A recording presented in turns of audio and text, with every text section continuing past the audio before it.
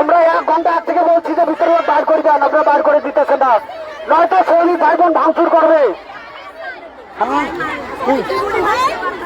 Security মারবে কেন? একটা সিকিউরিটি থাকবে না আশেপাশে। আমাদের শ্রমিক ভাই বোনদের উপর অনেক মারামারি করছে, আমাদের শ্রমিক বন্ধুদেরকে মারামারি করছে এখানকার সিকিউরিটি।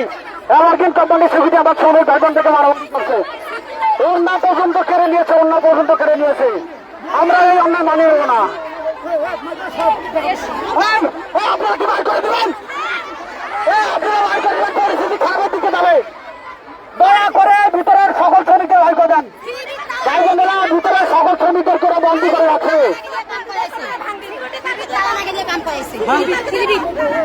এখানে ভাই আমরা খুব খারাপ। এই মোবাইলটা ধর,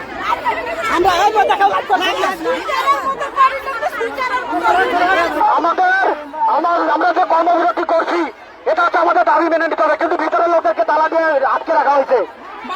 আমাদের সাথে কোনো অন্যায় হলে আপনারা সাধারণ জনগণ কেউ মেনে নেবেন না, ঠিক আছে?